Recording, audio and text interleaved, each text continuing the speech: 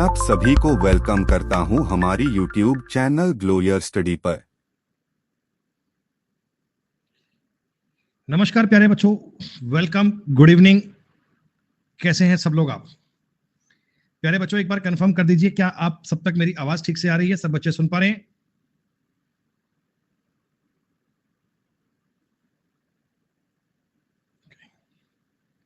सब clear? Audio video fine चल रहा है प्रॉपर बेटा? तो दोस्तों, हम लोग पढ़ रहे थे क्वाड्रिलेटरल स्क्वायर। कल बेटा आपको मैंने वर्ग और आयत की शीट दे दी थी बेटा। उनके कॉन्सेप्ट के साथ साथ मैंने बताया था कि आप इन सवालों को कोशिश करना, आप इन सवालों पे ट्राई करना, और मुझे पूरी पूरी उम्मीद है कि आप सबने क्वेश्चंस पे ट्राई कर लिया होगा, ठीक प्रकार से काम कर लिया होगा। जितनी बातें आपने क्लास में पढ़ी, लिखी, समझी, देखी, उतनी आप सबको समझ में आ गई, ठीक प्रकार से आप उस पर काम कर पाए। क्लियर? तो मुझे बताओ बेटा, स्क्वायर की शीट में हमने कल 25 नंबर तक के क्वेश्चन कर लिए थे, और बेटा 25 क्वेश्चन तक की सारी बातें आप सबके लिए बढ़िया से क्लियर है। 25 नंबर तक के सवाल सबके लिए अच्छे से क्लियर है बेटा। साथ साथ में चीजों को रिवाइज करते रहना बेटा, साथ साथ में चीजों को पढ़ते रहना, क्योंकि अभी तो कुछ स्टार्ट भी नहीं हुआ और अभी आपने कह दिया कंफ्यूज्ड। मैं तो बहुत कंफ्यूज हो गई, अभी तो हमने एक भी सवाल नहीं किया बेटा। स्क्वायर में बेटा आपने 25 नंबर तक के सवाल कर लिए थे, और फिर हम 26 नंबर सवाल पे थे। तो कल एक मीटिंग के कारण थोड़ा सा काम डिले हो गया था। आज थोड़ा एक्स्ट्रा पढ़ लेंगे, थोड़ा मामला कर लेंगे बेटा एक्सटेंडेड, थोड़ा सा उस पर और काम कर लेंगे, जानकारी आपको बता देंगे बेटा। ये बताओ बेटा, ये 26 नंबर सवाल था, ये पूरा हो गया या नहीं हुआ? ये शायद अपना कल हुआ नहीं था ना बेटा, ये कल हुआ नहीं था। चलिए बातों को बेटा आज स्टार्ट यहीं से करते हैं, फिर बाकी की जानकारियां पढ़ेंगे दोस्तों आगे। तो एक बार आओ 26 नंबर सवाल को करते हैं। देखो, जो जो चीजें आपको सवाल में दी गई बेटा, उनको एक बार बनाइए, ताकि आप सवाल का स्ट्रक्चर क्या है वो अंडरस्टैंड कर पाए। आपको ये बात बोली गई, नहीं नहीं बेटा, रेगुलर देने की नीड नहीं है भाई। ए बी सी डी, 4 कोने आपको स्क्वायर के दे दिए। A B D C C D और डी ए पर बच्चों एक बिंदु दिया गया है E F G H. E F G H भी एक स्क्वायर है, ये भी एक वर्ग है। इसका क्षेत्रफल ए बी सी डी के क्षेत्रफल का 5/8 है। भुजा सी जी ई बी से लंबी है। मतलब बेटा आप कुछ यूं समझो, ई को कुछ यहां बनाओगे, एफ को कुछ यहां बनाओगे, जी को कुछ यहां बनाओगे, और एच को कुछ ऐसा बनाओगे, तभी तो बेटा आपकी भुजा सी जी बी ई से लंबी बन पाएगी। जो इसके अंदर का स्क्वायर बनेगा ई एफ जी एच वाला, ये प्यारे दोस्तों कुछ ऐसा वर्ग बनेगा, कुछ ऐसा स्क्वायर बनेगा। ये आकृति भी एक स्क्वायर दी गई, आपने ये समझ लिया। अब देखो बेटा, आपको मैंने ये बोला कि ई एफ जी एच का जो एरिया है ना, वो ए बी सी डी के एरिया का सर 5/8 है।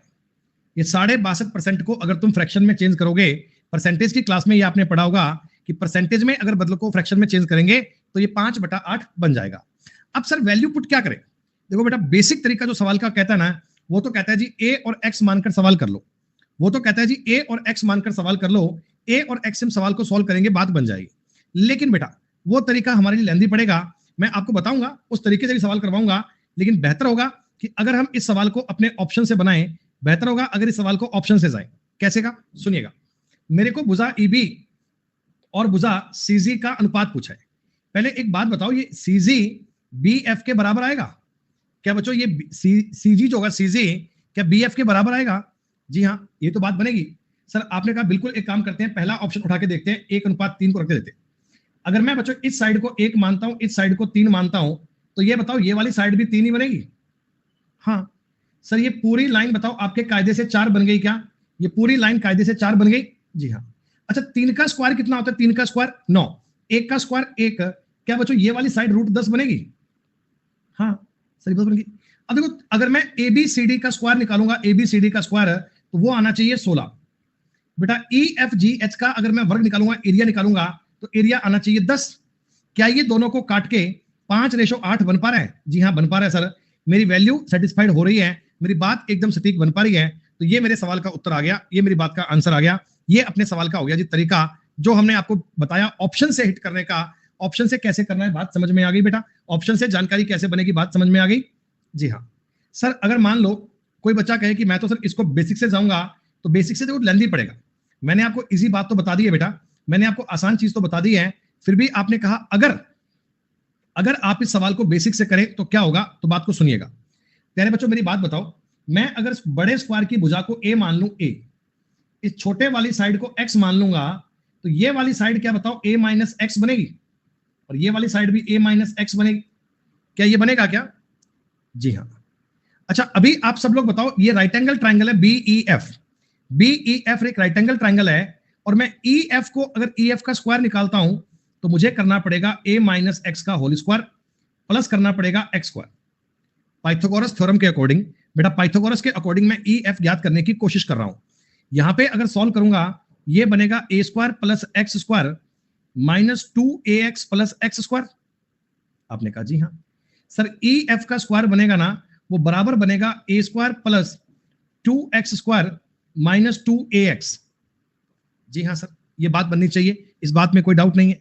अच्छा, आप मुझे बताओ, अगर मैं ए बी सी डी, ये जो वर्ग है, इसकी अगर भुजा ए का स्क्वायर करता हूं, ए का स्क्वायर करता हूं, तो क्या इसका एरिया आ गया? क्या बड़े वाले स्क्वायर का एरिया आ गया? और छोटे वाली स्क्वायर ई एफ जी एच की भुजा का मान पता लग गया, इसका स्क्वायर करोगे, इसका स्क्वायर तो ये वाला है, a square plus 2x square minus 2ax। ये जानकारी बच्चों 8/5 के बराबर है क्या? ये जानकारी 8/5 के बराबर है क्या? ऊपर जानकारी लिखी है मैंने ए बी सी डी की, नीचे लिखा है ई एफ जी एच, तो 8/5 लिखूंगा। सर यहां से मैं इनका क्रॉस मल्टीप्लाई करता हूं, क्रॉस मल्टीप्लाई करोगे तो बनेगा 5a स्क्वायर बराबर 8a स्क्वायर प्लस 8 दूनी 16x स्क्वायर माइनस 8 दूनी 16ax। थोड़ा मामला उठा पटक कर लो बेटा, इस 5 को उधर ले जाओगे तो शायद आप लोग कह सकते हो sir 3a square plus 16x square minus 16ax करोगे, इस बात में कोई दिक्कत नहीं है बेटा, इस बात में कोई दिक्कत नहीं है। 16 तिया 48 और 12 चौका 48 है। क्या मैं ये कह सकता हूं 3a square plus 12x square minus, sorry plus, plus नहीं माइनस, अगर मुझे 48 बनाना है, बात तो सारी सही है ना, यहां पर 3 आएगा, 3a स्क्वायर आएगा, और ये 8 दूनी 16, 16x स्क्वायर हो गया, ठीक है, और माइनस का हो गया 12 16ax, ठीक है बेटा। थोड़ा स्पेस कम पड़ रहा है, क्या बताओ मैं इसको नेक्स्ट पेज पे ले जाऊं क्या?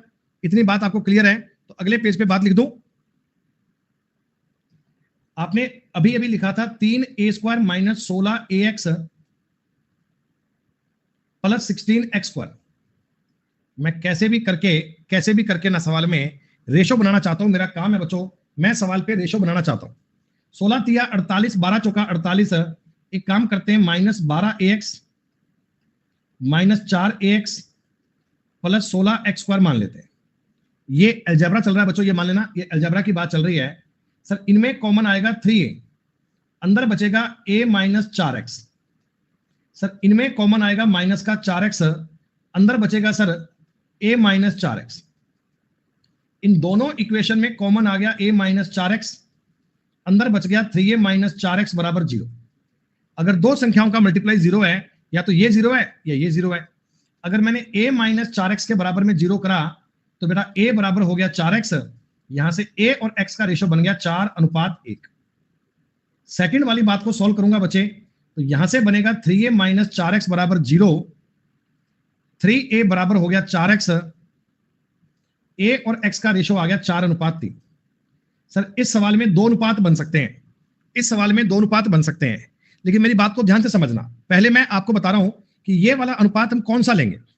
अगर मैं 4:3 की बात करता हूं ना, तो बच्चों आप मेरी बात समझना, x की जगह अगर मैं 3 रखता हूं, a की जगह अगर मैं 4 रखता हूं, तो ये जीसी का मान क्या 1 बन जाएगा क्या?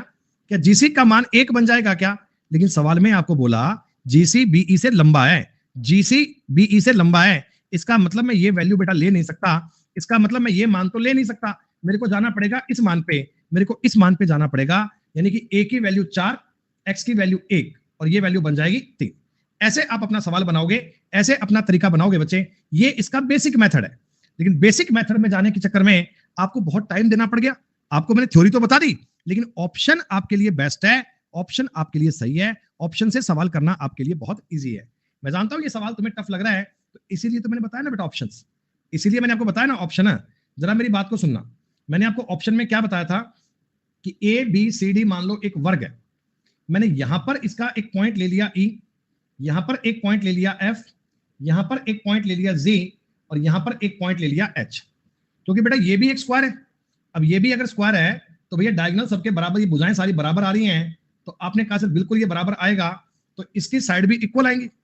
ऑप्शन मेरे को दिया था पहला 1:3, किस किस का रेशो है?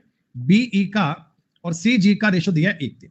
दोस्तों आप समझना, ये वाली साइड 1 है तो ये वाली साइड 3 होगी, तभी तो ये वाली साइड 3 आएगी, ये वाली साइड 1 आएगी। ये वाली साइड 3 होगी तो ये साइड 1 आएगी, ये वाली साइड 3 होगी तो ये साइड 1 आएगी। अरे ऐसे तो बन सकता है, ऐसी तो बात हो सकती है, ऐसे तो काम हो सकता है। ये पूरी लाइन बन गई 4। अंदर वाले स्क्वायर की भुजा 3 और 9 का रूट हो गया √10। देखो बाहर वाले स्क्वायर का एरिया बन रहा है 16, नीचे वाले अंदर वाले स्क्वायर का एरिया बन रहा है 10। रेशो इनमें 8/5 का बन रहा है। यही मेरे सवाल की रिक्वायरमेंट थी, यही मेरे क्वेश्चन की बात थी, तो मैं अपना सवाल ए टिक कर दूंगा। इस सवाल को सॉल्व करने का तरीका ऑप्शन से बेस्ट है, ऑप्शन से सवाल करना कंफर्टेबल रहेगा। क्या बच्चों ऑप्शन की बात आपको समझ में आई क्या? हमने इस सवाल में बहुत अच्छे अच्छे प्रकार के सवाल डाल दिए हैं, बहुत बढ़िया बढ़िया प्रकार की चीज डाल दी है बेटा, ताकि आपको मेंसुरेशन में कुछ और अलग से कभी पढ़ने की नीड ना पड़े, किसी और बात पे आपको काम करने की नीड ना पड़े। दोस्तों आपने पिछली क्लास में एक बात पढ़ी थी, शायद तुम्हें याद हो, तुमको मैंने बताया था, दिशा बेटा बहुत बहुत धन्यवाद तुम्हारा। आप ये बताओ बेटा, मैंने आपको ट्राइंगल की बताई थी सिमिलरिटी। ये 2 ट्राइंगल हैं DEF मान लो बेटा, ये दोनों ट्राइंगल अगर सिमिलर हैं तो बताओ ना ये सिमिलर कब होते हैं बेटा? ये दोनों ट्राइंगल सिमिलर कब होते हैं? 2 triangle similar side side angle नहीं रहे, आप ये कहना जब इन तीनों के तीनों कोण बराबर होते हैं। ये अल्फा ये अल्फा, ये बीटा ये बीटा, ये गामा ये गामा। अगर तीनों एंगल अगर सेम है ना तो भैया आप इसे एक दूसरे का सिमिलर कह सकते हो, एक दूसरे का समरूप कह सकते हो। तो यहां बच्चों जो संगत भुजाएं होती हैं, संगत भुजाएं मतलब कॉरस्पॉन्डिंग साइड होती हैं, जैसे गामा के सामने AB है, गामा के सामने DE है, तो इनका रेशो भी सेम आएगा क्या? BC और EF का रेशो भी सेम आएगा क्या बच्चों? AC और DF का रेशो भी सेम आएगा। ये ज्योमेट्री की बात हो रही है, ज्योमेट्री। मेंसुरेशन में बहुत बार आपके ज्योमेट्री काम आ जाती है बेटा, मेंसुरेशन के बहुत बार चीजें आपको ज्योमेट्री काम आ जाती है। अच्छा एक बात मुझे और बताओ, हालांकि तुम बहुत अच्छे बच्चों में मानता हूं कि सब बातों को बढ़िया से पढ़ते हो, कुछ बच्चों को बैच से शिकायत है वो अलग बात है, बाकी जो बच्चे पढ़ते हैं वो ध्यान दे लेना बेटा। ये प्यारे बच्चों मान लो आपके सामने एक राइट एंगल ट्राइंगल है, मैं आपको बता रहा हूं ये समकोण त्रिभुज है, ये बात मैंने आपको बता दी है बच्चों, ये राइट एंगल ट्राइंगल है, ठीक है। मैं साइड कुछ भी मान लेता हूं भाई, साइड में कुछ भी मान लेता हूं, मैं तो आपको एक एग्जांपल दे रहा हूं, मैं तो आपके मन में एक एग्जांपल फिट करना चाह रहा हूं। 12, 5 और 13 का मैंने ये एग्जांपल मान लिया, ऐसे ही 17 बनेगा। ये कौन है रे जो कह रहा है 12, 5, 17 बनेगा? 12, 5, 13 का ट्रिपलेट तो आपको याद है। अच्छा एक बात बताओ, मान लो बेटा ये वाला एंगल थीटा है, मान लो ये वाला एंगल थीटा है, तो प्यारे बच्चों ये वाला एंगल जो बनेगा ऊपर वाला, क्या ये 90 माइनस थीटा बनना चाहिए क्या? भाई ट्राइंगल के तीनों कोणों का सम 180 होता है, ट्राइंगल के तीनों कोणों का सम 180 होता है, और 180 बनेगा तो थीटा ये 90 माइनस थीटा और ये 90 हो गया। अच्छा अब मैं ये चाह रहा हूं, मेरा मन कर रहा है दोस्तों, मेरा मन कर रहा है कि मैं इस ट्राइंगल के अंदर एक और राइट एंगल ट्राइंगल बना दूं कहीं भी। मेरा ऐसा मन कर गया यहां से यहां तक का मैं एक राइट एंगल ट्राइंगल बना दूं, ये वाला मान लो बेटा, मैंने इसका नाम दे दिया DE। अब बात को समझना, अब बात को समझना, तुम जाने अनजाने में अगर देखो ना बेटा, तुम्हें 2 ट्राइंगल दिख रहे हैं, तुम्हें 2 ट्राइंगल दिख रहे हैं दोस्तों। एक तो दिख रहा है ABC, एक दिख रहा है DEF, DEC माफ कीजिए DEC। अच्छा ये बताओ मुझे, ये वाला जो एंगल होगा एंगल D, क्या ये 90 माइनस थीटा होना जरूरी है क्या? जरूरी है ना बेटा, क्योंकि C एंगल तो इनमें कॉमन है, बाकी के दो 90 हो गए, तो भैया उसको भी तो इक्वल होना पड़ेगा। और अगर इनके दोनों ट्राइंगल के सारे एंगल बराबर है, तो क्या मैं आपस में इनको सिमिलर कह सकता हूं बच्चे? क्या मैं आपस में इनको एक दूसरे के समरूप कह सकता हूं? ये बात तुमको समझ में आ रही है ना? ठीक है, बहुत बढ़िया। चलिए आगे एक सवाल की बात करते हैं, बहुत ही प्यारा क्वेश्चन है ये। इस प्रकार का सवाल बच्चों ना आपको मेंस के एग्जाम में दिखेगा, बहुत ही मतलब अमेजिंग सवाल है बच्चों। मैं चाहता तो आपकी शीट में ना केवल इजी इजी सवाल डाल देता, मैं कह देता भाई ये आसान आसान कर लो, इसी में से आएगा। लेकिन बाय चांस थोड़ा पेपर में लेवल बढ़िया आ जाए तो भैया आपको चिंता हो जाएगी, सर ने करवाया नहीं। मैं अगर आपको इजी भी करवाऊं, मॉडरेट भी करवाऊं, डिफिकल्ट भी करवाऊं, तो पेपर में आप हर प्रकार के लेवल के लिए तैयार रहोगे। तुम्हें सवाल देखकर खौफ नहीं खाना बेटा, सवाल को देखकर सवाल की बात को समझनी है। इस क्वेश्चन में जितना मेंसुरेशन है बेटा, उतनी ही ज्योमेट्री भी है। अगर मान लो ज्योमेट्री का कोई थोड़ा बहुत कॉन्सेप्ट एक बार के लिए आपके दिमाग से स्किप हो जाए, चिंता मत करना, जब आगे ज्योमेट्री पढ़ोगे तो सारी चीजों को बड़े अच्छे प्रकार से रिकॉल कर पाओगे। ये सवाल थोड़ा बढ़िया है, तुम्हें समझाऊंगा, फिर भी किसी बात में किसी बच्चे का डाउट आ जाए ना तो कह देना बाद में कि सर यहां पे डाउट है। पूरा सवाल करने के बाद में मत कहना कि रिपीट करो इसको, जहां डाउट आए वहीं बोल देना कि सर ये मेरा डाउट है, इसको बता दो, मैं वहीं पे आपको बात समझा दूंगा। क्लियर? सुनो जी, वर्ग ए बी सी डी में पी और क्यू भुजा एडी और डीसी पर दो बिंदु हैं। मेरे को दो पॉइंट बनाने हैं, एक तो बनाना है पी, एक बनाना है क्यू। कहां बनाऊं? एडी पर बनाओ बिंदु पी। एक वर्ड बोला ना रिस्पेक्टिवली, क्रमशः, तो पहले नाम एडी दिया है, एडी पर पी बनाओगे, बाद में नाम डीसी दिया है, डीसी पर क्यू बनाओगे। कहीं भी बना दो, मेरे को बताया तो नहीं इन्होंने रेशो क्या होना चाहिए, क्या होना चाहिए, मैंने कहीं भी बना दिया। क्या डायग्राम की बात समझ में आ रही है? सर पी बी दिया 12।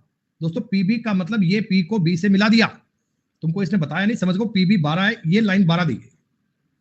जो सवाल कह रहा है वो काम कर रहा हूं बच्चों। पी क्यू 5 है, पी क्यू 5 है, ये पी और क्यू का मतलब ये भी कितना है? 5 है। और बी क्यू 13 है, बी क्यू मतलब बी और क्यू को भी मिलाओ बेटा, बी और क्यू को भी मिलाना है, बी और क्यू को मिलाना है। ये वाला कितना दिया गया? 13। अच्छा वैसे मुझे एक बात बताओ सोचकर बेटा, एक बात बताओ सोचकर, अगर कहीं 12 5 13 होते हैं, कोई भी ट्रायंगल है, कोई भी ट्रायंगल है, वो 12 5 13 पे आता है, तो क्या जरूरी है क्या वो राइट एंगल ट्रायंगल होगा? जरूरी है सर, ये चीज तो केवल राइट एंगल ट्रायंगल में हो सकती है। तो इसका मतलब देखो, सबसे बड़ी भुजा होती है ना, वो 90 डिग्री के सामने होती है। क्या मैं इस एंगल को 90 डिग्री कह सकता हूं क्या? 90 डिग्री मैंने कैसे मान लिया, तुम्हें समझ में आ गया? अच्छा अब मेरे को चाहिए क्या? अब मेरे को चाहिए क्या बेटा? मैं एक्चुअली तलाश कर रहा हूं, मेरी कोशिश ये है कि स्क्वायर की भुजा मिल जाए, कोई भी कार में बता जाए, बात बन जाए। अब ऐसे तो ज्ञात करूं कैसे? ऐसे तो ज्ञात करूं कैसे? तो मैं लगाऊंगा इस पे ट्रायंगल की सिमिलरिटी। देखो मेरे को एक तो ट्रायंगल दिख रहा है, कौन से वाला ट्रायंगल दिख रहा है मेरे को? ट्रायंगल दिख रहा है बच्चों मेरे को बी पी क्यू, जो राइट एंगल ट्रायंगल है, जो राइट एंगल ट्रायंगल है। यहां से एक बात बताओ, ये वाला एंगल कितना है? अरे ये वाला एंगल 90 डिग्री है क्या? है ना? और ये अगर मैं इस एंगल की बात करूं, इस एंगल को मैं थीटा मान लेता हूं। एक बार तुम मुझे बताओ, इस एंगल को मैंने थीटा मान लिया, तुम्हें कोई एतराज तो नहीं है बेटा? ये जो ऊपर आपका एक प्यारा सा एंगल बच गया इधर वाला, क्या ये 90 माइनस थीटा बनेगा अगर तुम्हें एतराज ना हो? बिल्कुल सर। अच्छा एक मैं ग्रीन कलर में छोटा सा यहां साइन बना रहा हूं, कोई बच्चा मुझे बताओ ये वाला एंगल कितना है? 90 माइनस थीटा नहीं है, थीटा बनेगा बेटा। एक लाइन का पूरा एंगल तो 180 डिग्री होता है, 90 और 90 180, थीटा और थीटा कटना चाहिए। स्क्वायर में ये वाला पॉइंट 90 है, क्योंकि एबीसीडी एक वर्ग था, तो ये वाला एंगल भी 90 माइनस थीटा आ गया क्या? आपने कहा सर बिल्कुल, हम आकृतियों को घुमा फिरा के एक मुद्दे पे एक बात पे कहानी बना सकते हैं, इतनी बात तो समझ में आ गई है। वर्ग की भुजा को एक बार के लिए ए मान लेना, मेरे को वर्ग की भुजा तो पता नहीं है। सपोज करो बेटा ये ए से लेकर पी की दूरी एक्स थी, मेरे को पता नहीं कितनी, तो ये ऊपर की डिस्टेंस ए माइनस एक्स बचेगी क्या? पी से लेकर डी तक की दूरी। फिर पूछ रहा हूं जी, यहां तक कोई डाउट किसी का है तो बोल दीजिए, यहां तक कोई किसी की क्वेरी है तो बोल दीजिए। मेंसुरेशन प्लस ज्योमेट्री चल रही है, थोड़ा लेवल बढ़िया चल रहा है, ध्यान से पढ़ना, अपना स्तर थोड़ा सा ऊपर लेके चलना। तुम्हें दो ट्रायंगल एक दूसरे के सिमिलर दिख रहे हैं, ग्रीन वाला एंगल थीटा कैसे ले लिया? अरे भाई मेरी एक बात को सुन, ये वाला एंगल 90 माइनस थीटा है, ये वाला एंगल 90 है, तो ये ऊपर वाला एंगल थीटा नहीं आएगा तो क्या आएगा? थीटा नहीं आएगा तो क्या होगा? एक लाइन का पूरा कोण 180 डिग्री होता है, तो मैं अगर इन तीनों को जोड़ूंगा, बताओ 180 बन रहा है कि नहीं बन रहा? अब ऐसा थोड़ी है बच्चों की तरह लिख लिख के हर काम करोगे यार, फिर भी कंपटीशन एग्जाम की तैयारी पढ़ रहे हो भाई, थोड़ा दिमाग थोड़ी बुद्धि साथ साथ लगाओ अपना। सुनो, तुम्हें अपनी आकृति में दो ट्रायंगल दिख रहे हैं, मैं तो बता रहा हूं, एक ट्रायंगल गौर करो बेटा, ए पी बी। तुम्हें ट्रायंगल ए पी बी दिख रहा है, ए पी बी सिमिलर बनेगा ट्रायंगल। देखो एंगल को ध्यान से लिखा करो, 90 डिग्री वाला ए था, 90 डिग्री वाला डी है, पी एंगल 90 माइनस थीटा है, क्यू लिखना, बी एंगल थीटा है, पी लिखना। ये डी क्यू पी के सिमिलर है क्या? डी क्यू पी के सिमिलर है क्या? इतनी बात बोलो भैया, इतनी बात बोलो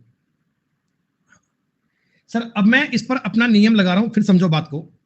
सर यहां पे थीटा के सामने की भुजा एक्स है, यहां थीटा के सामने की भुजा मुझे पता ही नहीं है, मारो गोली, कोई बात नहीं। 90 माइनस थीटा के सामने a माइनस एक्स है, 90 माइनस थीटा के सामने a है, इनका रेशो बन जाएगा।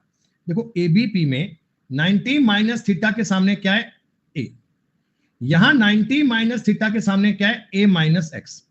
कॉरस्पॉन्डिंग साइड यही होती है, सेम एंगल के सामने की भुजा लेनी है। अगर मैं यहां ले रहा हूं 90 माइनस थीटा के सामने, तो यहां भी लूंगा 90 माइनस थीटा के सामने। ओके, बराबर होगा। नीचे वाले ट्रायंगल में 90 के सामने 12 बन रहा है क्या, और नीचे की साइड में यहां 5 बन रहा है क्या? किसी बालक को इस बात में कोई डाउट, किसी बालक को इस बात में कोई समस्या? बिल्कुल नहीं है सर। तो यहां से 5a बराबर 12a माइनस 12x बन जाएगा। सर x को यहां ले आओ, a को वहां ले जाओ, 7a बराबर 12x हो गया। यानी a और x का रेशो जो बनेगा, a और x का रेशो बनेगा वो 12:7 बनेगा जी। इतनी बात बता दो, मैं a और x के रेशो तक पहुंच गया। एग्जैक्ट वैल्यू नहीं आई है, एग्जैक्ट वैल्यू नहीं आई है, मैं a और x के रेशो तक पहुंचा हूं। अच्छा, अब क्या करें सर? देखो, अब मान लेते हैं a को मान लो 12 के, इसको मान लो 7 के। a को मान लिया 12 के, इसको मान लिया 7 के, एक को मान लिया 12 के, इसको मान लिया 7 के। क्या बच्चों, मैं एग्जैक्ट वैल्यू ज्ञात करने के लिए, एग्जैक्ट वैल्यू को फाइंड करने के लिए इस ट्रायंगल में इस जगह पे पाइथागोरस थ्योरम अप्लाई कर सकता हूं क्या? पाइथागोरस, क्या मैं इस वाली जगह पे बच्चों पाइथागोरस अप्लाई कर सकता हूं क्या? पाइथागोरस मुझे क्या कहती, a का स्क्वायर मतलब 12k का square 144k square, plus x का स्क्वायर मतलब 7 का स्क्वायर 49k स्क्वायर, बराबर आना चाहिए हाइपोटेनियस का स्क्वायर, बराबर आना चाहिए 144। ये मैंने अप्लाई किया पाइथागोरस को। तुम्हें सवाल मुश्किल लग रहा होगा, लेकिन मुश्किल नहीं है। एक दो बार खुद से ट्राई करोगे ना, आपको बात समझ में आ जाएगी क्या करना है। 4 9 13 का मतलब एक आंसर, 5 4 9 193 के स्क्वायर। मैं काम करता हूं ना सीधा ही, के स्क्वायर कर देता हूं 144 बटा 193। के की वैल्यू 12 बटे अंडर रूट 193 आ गई क्या? के की वैल्यू 12 बटे 193 आ गई जी। आपने तो मुझसे वर्ग की भुजा पूछी है, आपने तो मुझसे ए पूछा है। ए तो 12 के होता है, तो 12 गुणा 12 बटे रूट में 193, काटा पीटी मचाओगे तो 144 बटा 193 बनना चाहिए। This is a mains level question. अगर कुछ उनको बढ़िया बढ़िया सवाल देने होते हैं तो बढ़िया सवाल बेटा इस प्रकार का बन सकता है, जहां मेंसुरेशन भी काम आ रहा है, जहां ज्योमेट्री भी काम आ रही है, जहां मेंसुरेशन भी काम आ रहा है, जहां ज्योमेट्री भी काम आ रही है। सर बीपीक्यू, बेटा बीपीक्यू में ज्योमेट्री मतलब एंगल कैसे लगाओगे बेटा? मेरे को ये वाली बात तो पता ही नहीं है ना बेटा, मेरे को ये वाला एंगल नहीं पता, ये वाला एंगल नहीं पता, तो मेरे को एक्चुअली एंगल अगर सेम होंगे तो ही उनमें सिमिलरिटी लगा पाऊंगा बेटा। आप केवल एक राइट एंगल ट्रायंगल को देखकर सिमिलरिटी नहीं कह सकते, आप केवल एक राइट एंगल ट्रायंगल को कहकर सिमिलरिटी नहीं कह सकते। सिमिलरिटी करने के लिए हमें चीजों के बारे में जानकारी होनी चाहिए। जितने बच्चे इस क्वेश्चन को देख रहे हैं, मैं उनसे चाहूंगा कि बाद में ना आराम से क्लास को रिपीट करके इसको 2 बार देखना, एक एक स्टेप को रोककर एकदम स्टॉप करना, फिर उसको दोबारा देखकर लिखना कि मैंने कौन सी बात कहां लिखी है, फिर एक बात रोकना, फिर देखना कौन सी बात कहां लिखी है, तो तुमको एक एक स्टेप क्लियर हो जाएगा, एक एक बात क्लियर हो जाएगी। आई बात समझ में? भैया इसके ऑप्शन तो कितने खतरनाक है, कितने बढ़िया ऑप्शन है। रूट में 193, रूट में 187, रूट में 207, तो हम कोई वैल्यू तो एज्यूम बेटा कर ही नहीं पाएंगे ना, हम कोई वैल्यू तो एज्यूम कर ही नहीं पाएंगे। भाई अगर किसी सवाल में ऑप्शन ऐसे होते, भुजा 5 सेंटीमीटर, 7 सेंटीमीटर, 8 सेंटीमीटर, तो क्या पता हम कोई जुगाड़ लगा लेते, कोई नंबर मान लेते, कुछ कोशिश कर लेते। पर इन्होंने सवाल इतना बढ़िया सेट किया है कि हम तुक्के मार के सवाल नहीं बना पाएंगे। फिर भी जितना मैंने बताया तुम्हें 50% से ज्यादा समझ में आ गया होगा, और एक बार रिपीट करके देखोगे ना और समझ में आएगा और बढ़िया प्रकार से क्लियर होगा। भैया मेंस में क्वेश्चन आते हैं ना, सारे सवाल टफ नहीं आते, सारे इजी नहीं आते हैं, हर प्रकार की बात बेटा मिक्स आती है पेपर में। भैया लास्ट में मैंने सरोज कुछ नहीं करा बेटा, पाइथागोरस थ्योरम लगाई है, परपेंडिकुलर का स्क्वायर प्लस बेस का square is equal to hypotenuse का स्क्वायर, ये मैंने अप्लाई किया है और कुछ नहीं किया। चलो भाई, तूफान के बाद अब थोड़ी शांति आती है। प्रीवियस ईयर क्वेश्चन पे एमटीएस का सवाल करते हैं। ये बच्चों बहुत प्यारा सा, बहुत आसान सा क्वेश्चन है। सवाल करने से पहले देखो आप मेरी एक बात को समझ लेना, मैं तुम्हें इसका प्रॉपर कॉन्सेप्ट क्या बता रहा हूं। बेटा ये तुम्हारा एक वर्गाकार मैदान है जहां तुम रोज क्रिकेट खेलते हो। मान लो इसकी भुजा ए है, ये बातें तुमको पेपर में बनानी नहीं है, मैं तुमको समझा रहा हूं इसलिए बना रहा हूं बेटा। इसके बाहर तुमने ना चारों ओर एक रास्ता बना लिया, ऐसे तुमने अपने पार्क के, तुमने अपने मैदान के बाहर एक रास्ता ऐसा बना लिया, एक मार्ग इस प्रकार का सेट कर लिया जिसकी चौड़ाई 4.5 है। बच्चों एक बात बताओ यार, ये 4.5 चौड़ाई क्या हर डायरेक्शन में होगी क्या? ये आपको लिखना नहीं होता, मैं तुम्हें एक्सप्लेन कर रहा हूं। कोई मुझे बताओ बेटा, ये बाहर वाले की जो साइड है ना, बाहर वाले की साइड है, क्या a+9 बन जाएगी क्या? हाँ, कैसे बन गई पता लग गया ना? 4.5 इस साइड भी है, इस साइड भी है, सब 9 हो गया। बिल्कुल। अगर मैं आपसे दोस्तों, अगर मैं आपसे इस बीच का एरिया का पूछूं, बात करूं बेटा, अगर मैं बोलूं बेटा ये जो बीच का मार्ग है ना, इसका एरिया कैसे निकलेगा? इसने मेरे बोर्ड पर कितनी जगह घेरी है, मैं कैसे ज्ञात करूं, कोई बताओ? तो आप कहना सर इसका तो एक तरीका मैं ये समझता हूं, एक तरीका आपके दिमाग में आ रहा होगा कि बाहर वाले स्क्वायर में से अंदर वाला स्क्वायर माइनस कर दे बेटा। भाई बाहर के स्क्वायर ने जितनी जगह घेरी है उसमें से अगर मैं अंदर का स्क्वायर माइनस कर दूंगा तो क्या मैं अपनी रिक्वायर्ड चीज पे पहुंच जाऊंगा क्या? बिल्कुल। तो जो पथ का एरिया होता है ना दोस्तों, ये देखो a+9 का whole square minus a square है क्या? अब ये चीज तुमको पेपर में कोई लिखनी नहीं थी, ऐसा डायग्राम कोई बनाना नहीं था, ये बात दिमाग में आ जाती, a+9 का स्क्वायर माइनस a स्क्वायर, ये चीज बराबर है 252 के। इज इट फाइन बेटा? Is it clear? तुमने मैथ्स में अलजेब्रा पढ़ी होगी, नहीं पढ़ी होगी स्कूल में, इतना तो पढ़ा ही होगा कि x square minus y square करते हैं ना, ये x plus y x minus y के बराबर होता है बच्चे। जी हाँ सर। अगर मैं इनको जोड़ूंगा तो ये 2a+9 बनेगा, अगर घटाऊंगा तो ये 9 बनेगा, बराबर 252 आएगा। आई बात समझ में?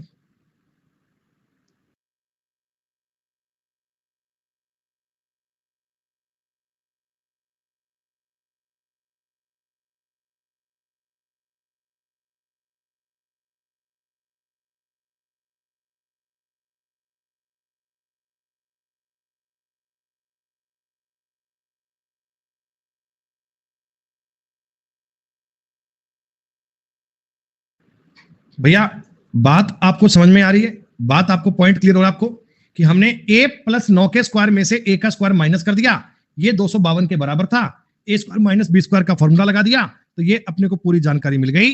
a की मान आ गया 9.5। हमारे मैदान की भुजा कितनी है? वो तो a थी, और a का मान 9.5 आ गया, a का मान 9.5 आ गया। आजकल पेपर में इस प्रकार के क्वेश्चन का ट्रेंड चल रहा है बच्चों, आजकल पेपर में ना इस प्रकार के सवालों की बात चल रही है।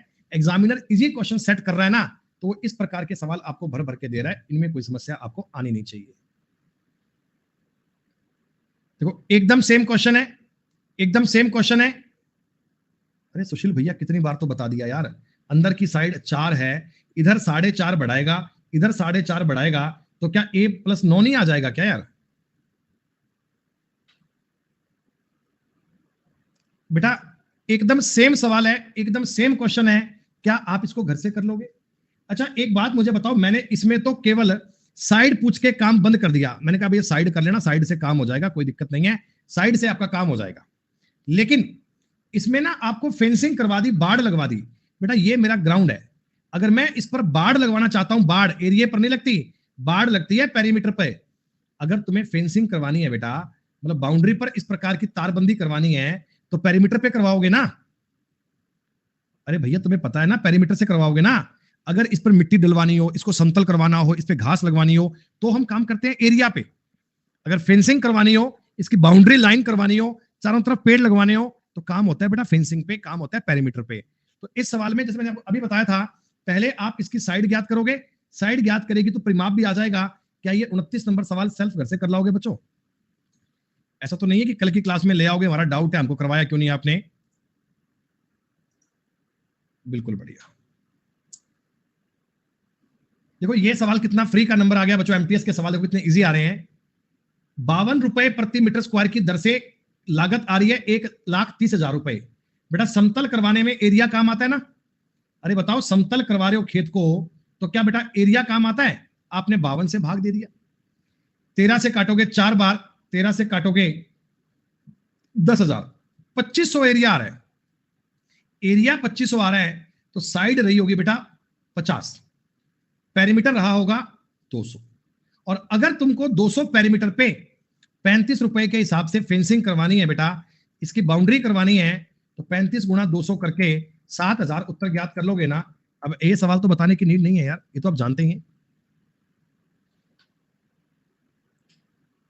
एक वर्ग और एक आयत की परिधि बराबर है, परिधि मतलब पेरीमीटर बराबर है, क्षेत्रफल a मीटर स्क्वायर और b मीटर स्क्वायर हो, तो सही कथन क्या है बच्चों? a b से बड़ा होगा। देखो मेरी बात सुनना, ये क्वेश्चन में ना नंबर सिस्टम का कॉन्सेप्ट काम आ रहा है।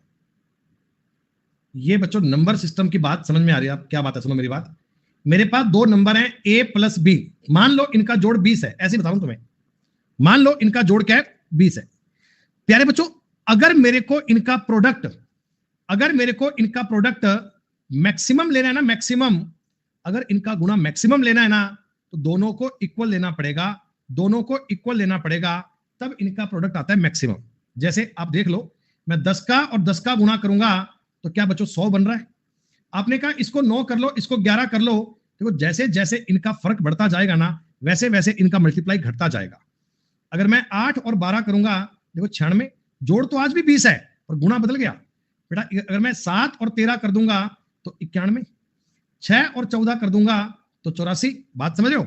नंबर का अगर आपको इक्वल मामला करना है तो उनका प्रोडक्ट मैक्सिमम आ सकता है। ये कहानी हम लोग पढ़ते हैं नंबर सिस्टम में। फिर भी मैं बता रहा हूं, आपके पास एक वर्ग है, एक आयत है, ये बच्चों वर्ग है और ये एक रेक्टेंगल है। अगर इनका पेरीमीटर सेम है, चारों भुजाओं का एरिया बराबर है, तो भैया स्क्वायर का एरिया ज्यादा होगा। एग्जाम्पल से बताओ सर, एग्जाम्पल देख लो। ऐसा है, मैं इसकी सारी साइड को एक बार आपको समझाने के लिए 6 मान लेता हूं। 36 हो गया एरिया, 36 हो गया बेटा। आपने कहा परिमाप बन रहा है 24, सर परिमाप बन रहा है 24। एक काम करते हैं, 8 8 4 4 करते हैं समझाने के लिए। क्या परिमाप आज भी 24 है कि इसका भी 24 है? 24 है बेटा। तो इनका एरिया बन रहा है 32। आई बात समझ में? आई बात समझ में? स्क्वायर का एरिया ज्यादा बन रहा है, रेक्टेंगल का एरिया कम बन रहा है।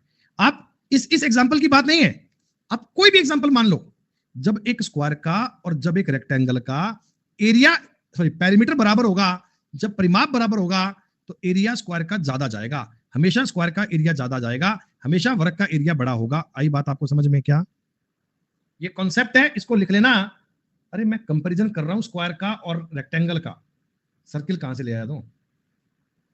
स्क्वायर और रेक्टेंगल में अगर उनका पेरीमीटर बराबर है तो स्क्वायर का एरिया रेक्टेंगल से ज्यादा होगा हमेशा।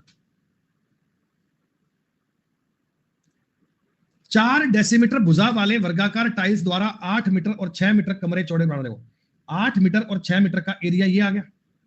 भुजा भुजा 4 डेसीमीटर है, यानी 0.4 मीटर गुणा 0.4 मीटर। टाइल टाइल बेटा स्क्वायर शेप में है, टाइल वर्गाकार शेप में है, तो 4 चौका 16 48 300 आपके सवाल का उत्तर बनेगा। 300 आपके सवाल का उत्तर लिखा होगा। आगे बात समझो। एक भाई साहब पिछले क्वेश्चन में अपनी आपत्ति दर्ज करवा रहे हैं। वो कह रहे हैं सर अब 8 के बाद में 9 लिखना ना तो बराबर हो जाएगा। अरे नालायक आदमी, मेरी बात तो समझ ले। मैं तुझे यही तो कह रहा हूं ना, इनका पेरीमीटर बराबर है। अगर तू 8 की जगह पे 9 करेगा तो क्या इनका पेरीमीटर बराबर हो गया क्या? तब तुझे यहां पे 3 करना पड़ेगा। अगर पेरीमीटर बराबर करना है ना, यहां पे 3 करना पड़ेगा और 9 3 27 बनेगा। स्क्वायर ज्यादा रहेगा भाई, कानून है ये, इस कानून को तुम तोड़ नहीं सकते।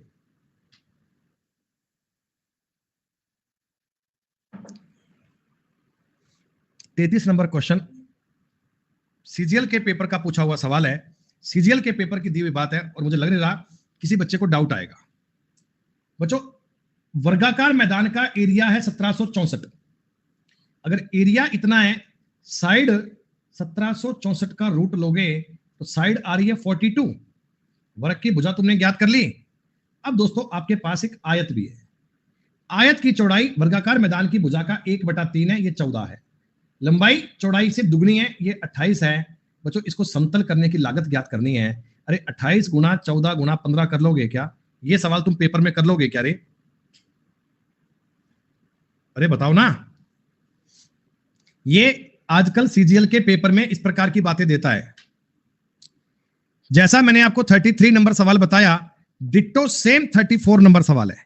डिट्टो सेम है, बस डेटा चेंज कर दिया, थोड़े बहुत नंबर चेंज कर दिए, बाकी सवाल में कोई फर्क नहीं है। और तो और बेटा बताओ, इनका उत्तर भी सेम आएगा। सुनो, एक वर्ग और एक आयत का क्षेत्रफल बराबर है। बच्चों एक मेरे पास स्क्वायर है, एक मेरे पास रेक्टेंगल है, इन दोनों का एरिया बराबर है। आप वर्ग की भुजा को x मान लो तो वर्ग का एरिया x स्क्वायर आएगा। जी हां, बराबर है। आयत की लंबाई वर्ग की भुजा से 10 सेंटीमीटर ज्यादा है। आयत की लंबाई ये वाली है, आयत की चौड़ाई 5 कम है, चौड़ाई आयत की ये मान लोगे क्या? अरे बोलो भाई, अगर वर्ग की भुजा x है तो सारी भुजाएं x होंगी। और सवाल ये भी तो कह रहा है इनका एरिया बराबर है। आयत का एरिया क्या होता है? लंबाई गुणा चौड़ाई। आयत का एरिया क्या होता है? लंबाई गुणा चौड़ाई। तो आपने कहा बिल्कुल सर, एक्स स्क्वायर बराबर इनका गुणा करेंगे माइनस का 5 प्लस का 10 प्लस का 5x माइनस 50, काटा पीटी मचाकर x का मान 10 आ गया क्या? सर वर्ग की भुजा तो 10 आ रही है, आयत की लंबाई आ रही है 20, चौड़ाई आएगी 5। आयत की लंबाई आ रही है 20, चौड़ाई आ गई 5। आयत का परिमाप कैसे ज्ञात करते हैं? 2 गुणा L प्लस B। 2 गुणा लंबाई प्लस चौड़ाई 25। क्या 50 सवाल का उत्तर टिक करके आने में कोई दिक्कत तो नहीं है तुम्हें? ये सीपीओ का सवाल है भाई, सीजीएल के सवाल भी करवा रहा हूं, सीपीओ के भी, एमटीएस के भी, प्रीवियस ईयर की सारी जानकारी दे रहा हूं ताकि आपको सवाल करने में किसी प्रकार से हिचकिचाहट ना हो। सुनिएगा, एक वर्ग का परिमाप आयत के परिमाप का आधा है। वर्ग का परिमाप 40 है, तो बच्चों आयत का, रेक्टेंगल का जो परिमाप होगा, पेरीमीटर होगा, क्या वो 80 होगा? हाँ। चौड़ाई लंबाई की 2/3 है, ये अगर 3x है तो ये 2x आएगा क्या? है? आपने कहा सर बिल्कुल यही बात बनेगी। तो भैया पेरीमीटर कैसे ज्ञात करते हैं? 5 दूनी 10x, 80, x का मतलब हो गया बेटा 8, यानी लंबाई आ जाएगी 24, चौड़ाई आ जाएगी 16। सर इन दोनों का एरिया पूछा है, गुणा कर लेना, यूनिट डिजिट 4 बनेगा, वैसे पता है आंसर डी बनेगा। सवाल का उत्तर कैसे आ रहा है आप लोग कर पा रहे हो ना? ऐसा तो नहीं है कि लोग भी कह रहे हैं हाँ हाँ हो गया हो गया हो गया, आपने भी कह दिया हो गया हो गया हो गया। रेक्टेंगल के पेरीमीटर का फॉर्मूला लगाया है, आपको सवाल में साफ साफ बोला है कि स्क्वायर का पेरीमीटर रेक्टेंगल के पेरीमीटर का हाफ है। स्क्वायर का पेरीमीटर 40 है तो रेक्टेंगल का पेरीमीटर 80 आएगा। रेक्टेंगल का पेरीमीटर क्या होता है? 2 गुणा L plus b. L plus b का मतलब 5x, दुगुना करेंगे 10x, 10x बराबर 80 के x की वैल्यू आ गई 8। आयत की लंबाई 24, चौड़ाई 16, एरिया ज्ञात करना है, 24 गुणा 16 करेंगे, यूनिट डिजिट 4 बन रहा है 384। ऐसा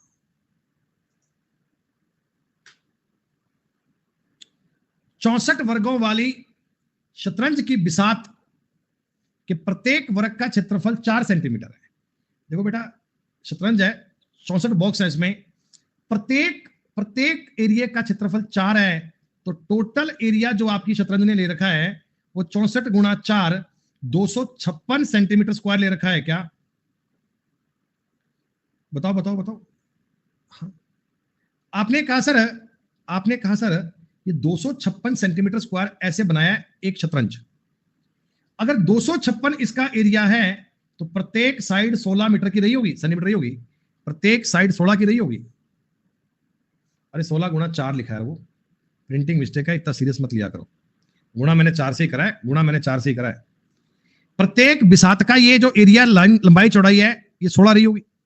सर इसके चारों ओर यानी इसके भी बाहर एक 2 सेंटीमीटर की ऐसे तुमने बाउंड्री बना दी है।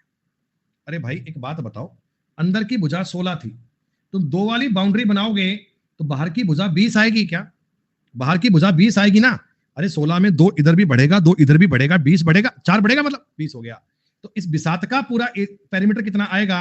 80 आपका आंसर बन जाएगा। सीपीओ के पूछे हुए सवाल है बेटा।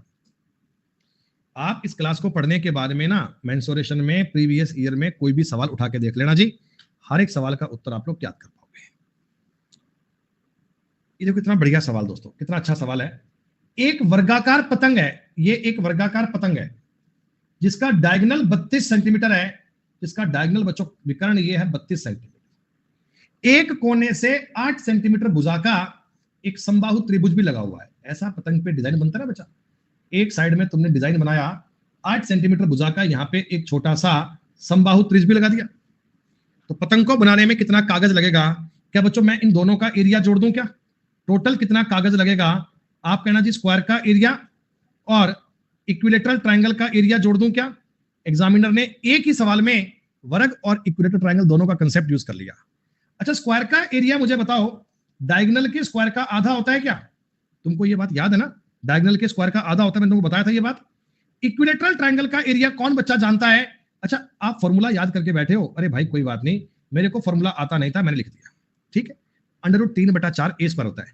वैसे मैं जानता हूं साइड और एरिया ना 2:√3 में बनता है। साइड तुम्हारी 8 है, 4 गुना, तो एरिया बनेगा 16√3। ये तरीका मैंने आपको सिखा रखा है, ये तरीका मैंने आपको बता रखा है। प्यारे बच्चों, 32 का गुणा 32 करोगे, उसका आधा करोगे, तो कुल मिला के आपको करना पड़ेगा 32 गुना 16, ये बनेगा 512 प्लस 16√3। एग्जामिनर ने साफ साफ कह रखा है √3 की जगह ये यूज करना है। उसने साफ साफ कह रखा है, तुमको सोचने की नीड नहीं है, तुमको दिमाग लगाना नहीं है। अगले ने कह रखा है पेपर में √3 का ये वैल्यू यूज कर लेना दे दोस्त। बस आगे सवाल कर लोगे क्या बेटा, इनका मल्टीप्लाई करके 512 में जोड़ना है। इतना काम तो घर पे कर लोगे। कॉन्सेप्ट की क्लियरिटी तो हो गई कि आपको इस स्क्वायर में और ट्रायंगल का एरिया जोड़ना था, जोड़ के उत्तर बन जाता अपना। That's all. अच्छा, एक बात ना बेटा देखो, मैं आपको बता रहा हूं छोटी सी बात, ये है पॉलीगन। हालांकि पॉलीगन का आगे पूरा चैप्टर भी आएगा, मैं थोड़ा क्या चीजें बताता हूं डेप्थ में। डेप्थ का मतलब गंभीरता से। बेटा पॉलीगन का मतलब होता है बहुभुज। एक आकृति जिसमें बहुत सारी भुजाएं होती हैं उसे बहुभुज बोलते हैं। यहां मैं आपको बता रहा हूं एक छोटी सी जानकारी रेगुलर पॉलीगन के बारे में। अरे स्पीड में गुणा करने की बेटा कोई ऐसे तो नहीं कि ऐसे गुणा हो जाएगा, करना पड़ेगा भाई, 10 सेकंड लगा ले यार। अब यूं तो है नहीं कि भाई साहब सवाल देखा ये गुणा आएगा, कर ले भाई गुणा यार, समझी इतना कष्ट तो कर यार। ऐसे तो बेटा आपका कोर्स पूरा ना, ऐसे बेटा आपका पूरा कोर्स है ना 5 साल में भी नहीं हो सकता। या तो बेटा मैं अदर एजुकेटर का काम कर दूं कि हर स्क्वायर के 10 क्वेश्चन, 5 क्वेश्चन रेक्टेंगल के, 5 क्वेश्चन ट्रेपेजियम के देके कहूंगा पूरा हो गया। ट्रायंगल के 10 सवाल दो, पूरा हो गया। ऐसे थोड़ी होता है यार। सुनो बच्चे, मैं कुछ आकृतियां तुम्हें बता रहा हूं, सुनो। ये ट्रायंगल है बच्चों। ट्रायंगल में जैसे ये अंदर का कोण मैं मान रहा हूं समबाहुभुज, जिसकी सारी भुजाएं बराबर है, उसकी बात कर रहा हूं। क्या अंदर के तीनों कोणों का योग 60-60-60 हो रहा है क्या? यानी अंदर के टोटल एंगल है ना वो 180 डिग्री के बनते हैं। अच्छा बेटा, इसका जो ये एक्सटीरियर एंगल है ये वाला, ये 120 बन रहा है। इधर एक्सटीरियर एंगल बनाऊंगा, ये भी 120 बनेगा। सर ये भी इधर बनाऊंगा एक्सटीरियर, ये भी 120 बनेगा। मतलब कि जो एक्सटीरियर एंगल है ना, एक्सटीरियर मतलब बाह्य कोण, इन तीनों का जोड़ 360 बन रहा है क्या? बाह्य कोणों का टोटल 120 120 120 360 बन रहा है बच्चे। अच्छा ठीक है, आपने बता दिया, मैंने मान लिया दोस्तों, मुझे पता नहीं था, ये आज ही मुझे पता लगा है। मैंने एक स्क्वायर माना बच्चों। स्क्वायर में चारों कोण 90-90 डिग्री के होते हैं। 90-90 डिग्री में इंटरनल कोण तो आ गया 360 डिग्री।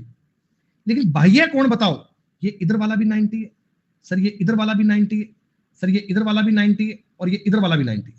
ये बाहर के चारों कोण 90-90 डिग्री के हैं, तो भैया यहां भी तो 360 ही बन रहा है, यहां भी तो 360 ही बन रहा है। तो मेरा कहने का मतलब ये है कि चाहे तुम 4 भुजाएं बनाओ, चाहे 5 बनाओ, चाहे 7 बनाओ, कितनी भी भुजाएं बनाओगे आकृति में, एक्सटीरियर एंगल का सम 360 डिग्री बनेगा। हालांकि रेगुलर पॉलीगन जब पढ़ाऊंगा तो आगे और बताऊंगा। फिलहाल आप एक बात समझ रहे हो कि भाई साहब जब कोई भी रेगुलर पॉलीगन बनाओगे, एक्सटीरियर एंगल का जो सम है ना वो 360 डिग्री बनेगा। इस बात में कोई डाउट नहीं है, इस बात को लिख लेना। सुप्रीम कोर्ट ने भी इस बात को अलाउड कर दिया है। सुनो, आकृति आपके सामने है बच्चों। दिए गए चित्र में ABCD एक वर्ग है। बच्चों अगर ABCD एक वर्ग है तो ये जो मैं एंगल दिख रहा हूं पर्पल कलर में, क्या ये 90 डिग्री होगा? क्या ये 90 डिग्री होगा दोस्तों? अच्छा, आगे तुम्हें कहता BCXYZ ये वाला साइड वाला एक रेगुलर पेंटागन है। बेटा ये पंचभुज है, पंचभुज। इसका बताओ बाह्य कोण टोटल 360 डिग्री होता है। अगर 5 का भाग दूंगा तो एक एक्सटीरियर एंगल 72 डिग्री आ रहा है क्या? बच्चों एक्सटीरियर एंगल 72 आ रहा है, तो इसका मतलब जो आंतरिक कोण बनेगा, जो अंदर का कोण बनेगा, क्या वो 108 डिग्री बनेगा?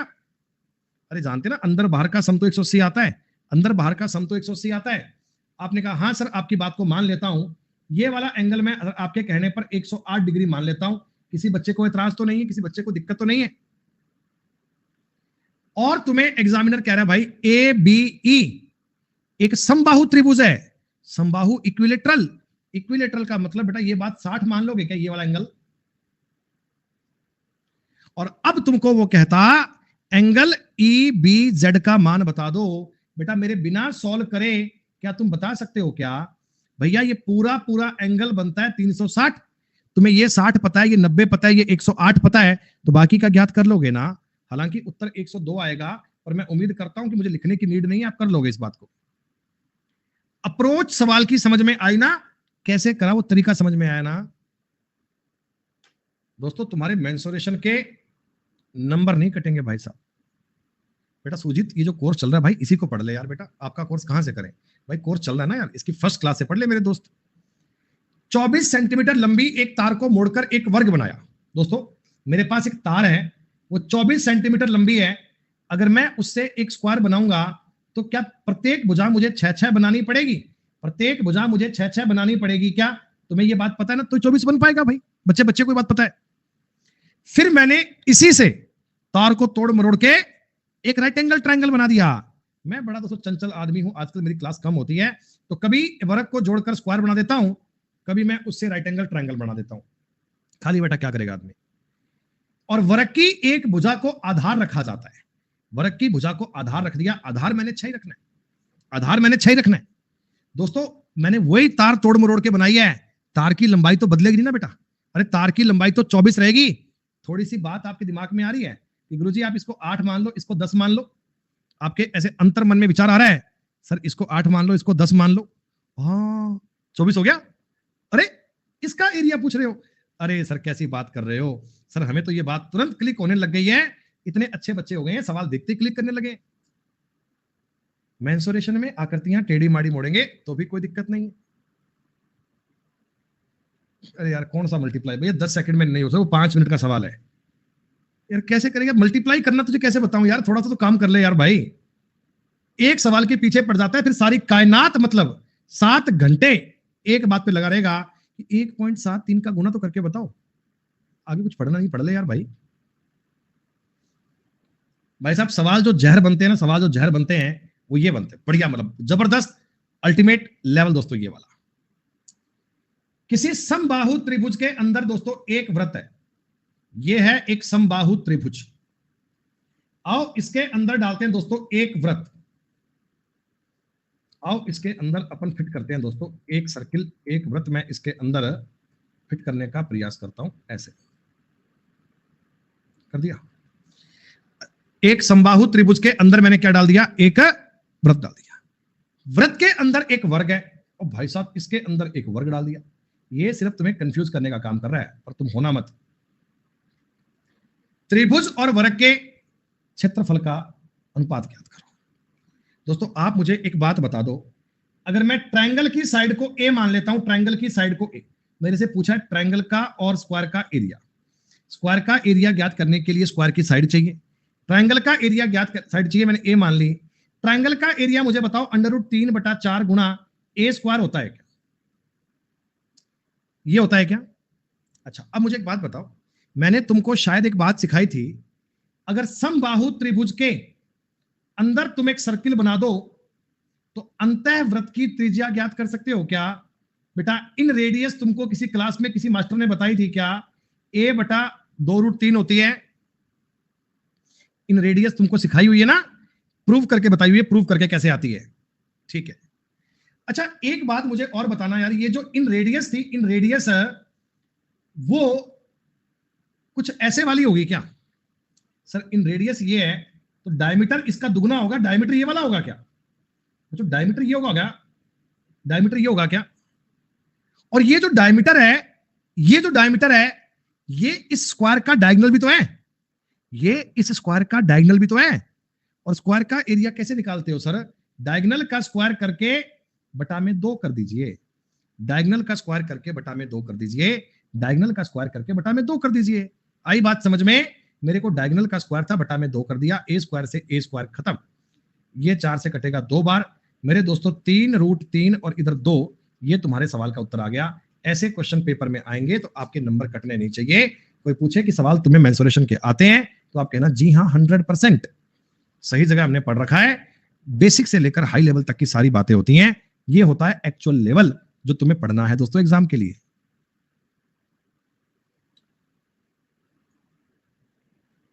सुनो बेटा, एक वर्ग के विकर्ण की लंबाई 9 है, एक वर्ग के विकर्ण की लंबाई 9 है, 9 √2 है, तो साइड रही होगी 9, साइड रही होगी 9, तो पेरीमीटर रहा होगा 36। आपका जो वर्ग है उसका पेरीमीटर 36 रहा होगा।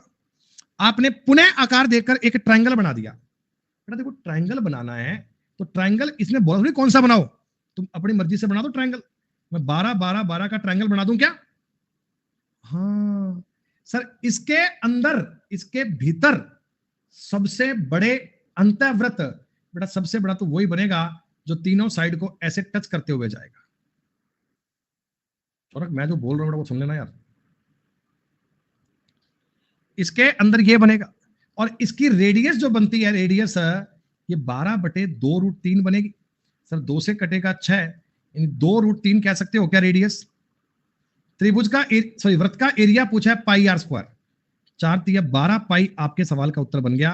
अब ये कॉमन सेंस की चीजें चल रही हैं। देखो क्या होता है ना, पहले क्या था बच्चों, एग्जामिनर डायरेक्ट आपसे अंतःवृत्त की बात कर देता कि अंतःवृत्त की रेडियस बताओ। अब वो रेडियस नहीं पूछ रहा, अब थोड़ा मामला टेक्निकल दे रहा है।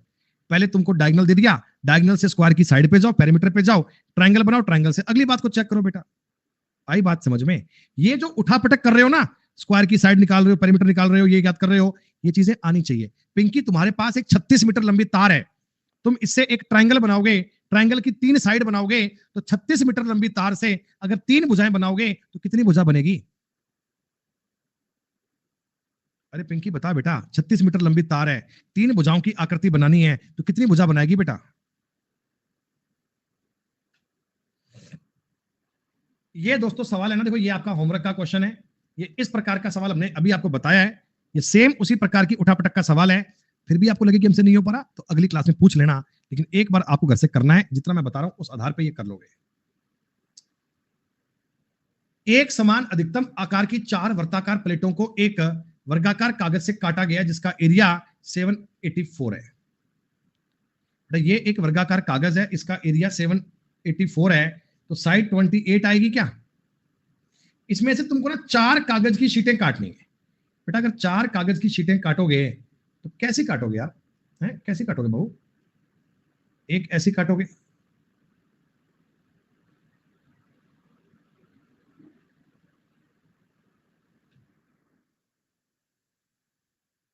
अरे यार ये क्या हो रहा है? एक इसके जस्ट पास में ऐसी और बना दें, थोड़ा छोटा बड़ा हो गया, कोई दिक्कत नहीं है, आप बात को समझ लेना। ऐसे ही 2 नीचे ऐसे और बनाओगे, बेटा 4 शीटें ऐसी कटेंगी ना आपस में मिलती जुलती। जी हाँ, तो प्रत्येक शीट की परिधि पूछी है। अरे ये पूरा पूरा 28 है, तो एक सर्किल का डायमीटर आएगा 14 और रेडियस आ जाएगी 7। सर रेडियस अगर 7 है तो 2πr की वैल्यू आ जाएगी 44। ये तुम्हें करना आना चाहिए।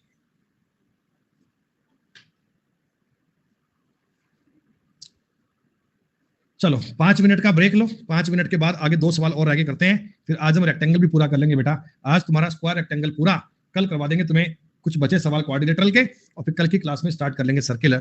आज की क्लास 7 बजे तक है, 2 घंटे पढ़ेंगे, 2 घंटे रहना पूरी एनर्जी में, पूरे एफिशिएंट। 7 बजे तक पढ़ेंगे बच्चों आज।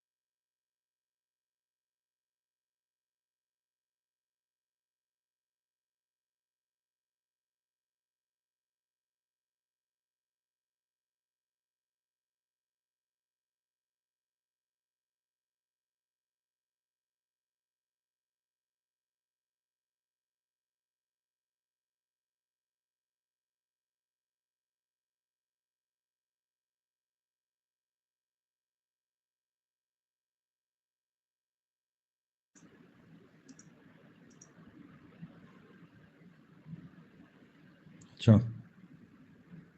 ओके।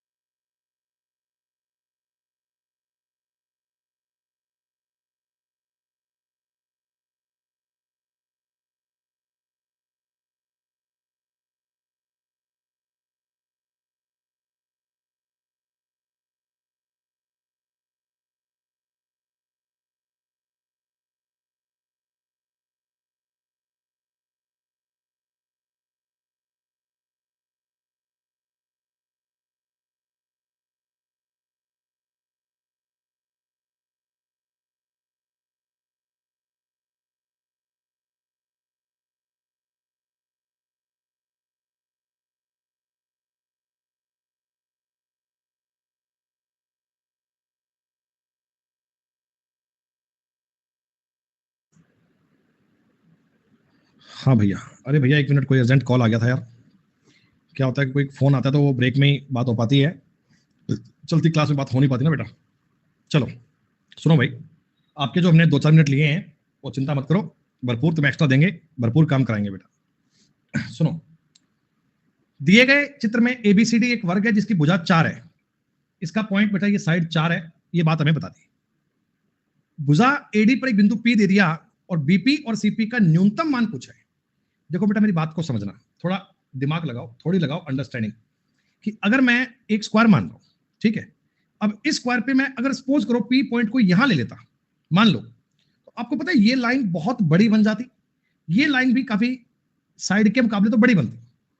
आपको दिख रहा है साइडें काफी बड़ी बड़ी बन रही हैं। अच्छा, अगर मैं इसको एकदम मिड पॉइंट पे ले जाऊं, मिड पॉइंट पे एकदम बीचों बीच ले जाऊं बेटा, तो अब इनका साइज थोड़ा ठीक बन रहा है, अब थोड़ा बात बीत बन रही है। तो ये इस सवाल का कॉन्सेप्ट था, ये थोड़ी अंडरस्टैंडिंग सवाल में आपको लगानी थी। अंडरस्टैंडिंग का बात क्या है दोस्तों, कि अगर आप ये चाहते हो कि बीपी और सीपी ये मिनिमम वैल्यू पे आए, ये अपने मिनिमम वैल्यू पे आए, कम से कम मान पे आए ना बेटा, तो P should be a mid point of AD. Mid point of AP कह सकता हूं मैं, एडी कह सकता हूं, डीए कह दो, कोई बात नहीं है बेटा। ये मध्य बिंदु आना चाहिए भैया, मध्य बिंदु के बिना तो मैं न्यूनतम मान को ले ही नहीं पाऊंगा ना बेटा, फिर तो मिनिमम वैल्यू आ ही नहीं पाएगी। तो आपने कहा सर बिल्कुल ये बात आपकी जायज है, हम मान गए सर, ये मिड पॉइंट मान लेते हैं। तो ये साइड भी 2 है, ये साइड भी 2 है, और ये साइड कितनी आ गई, 4। इतनी बात में कोई समस्या, इतनी बात में कोई डाउट? अब अब मैं तो बेटा ये भुजा ज्ञात कर ही सकता हूं, अब क्या दिक्कत आ रही है मुझे, मैं इसके सिमिलर एक लाइन यहां पे और बना देता हूं। मान लो ये जाकर क्यू पे मिल गई, क्यू पे, अब ये साइड भी 4 है, ये 2 है, क्या बच्चों ये पी क्यू सी एक राइट एंगल ट्रायंगल बन गया, राइट एंगल ट्रायंगल बन गया। आप कहना जी ये 4 है, ये 2 है, 16 4 20 है, ये आ गया रूट में 20। पीसी का मतलब हो गया रूट में 20। रूट में 20 को क्या मैं 2√5 कर सकता हूं? भैया 20 को लिखोगे 4 गुणा 5, 4 का 2 बाहर फेंकोगे उठा के, 2√5 आ जाएगा। लेकिन मेरे से तो बीपी प्लस सीपी पूछा है, दोनों बराबर आएंगी, तो 2√5 में अगर तुम 2√5 जोड़ोगे तो ये 4√5 बनेगा। 4√5 इज द करेक्ट आंसर। ये आपके सवाल का उत्तर बनना चाहिए, A is the right answer, A will be correct answer. ये तुम्हारे सवाल का उत्तर बनेगा ऐसा। आगे बात समझ?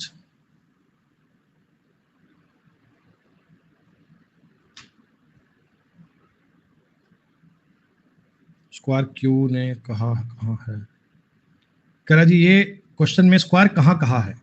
भैया सरोज की आंखें खोलो कोई बच्चा पकड़ के, कह रहा है कि इसमें स्क्वायर कहाँ कहाँ है, इसमें स्क्वायर कहाँ कहाँ है, ये ये कहाँ कहाँ है भाई तेरे को, ये क्या लिखा हुआ है यहाँ पे, ये यहाँ पे क्या लिखा हुआ है, ये कहाँ लिखा है भाई, कुछ दिख क्या है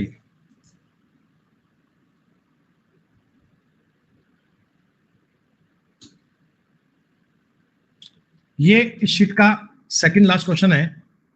इस लास्ट के तुम्हें वृत्त का एरिया दिया है और स्क्वायर का एरिया पूछा गया है, तो मुझे नहीं लगता कि इस सवाल में कोई दिक्कत आपको आएगी।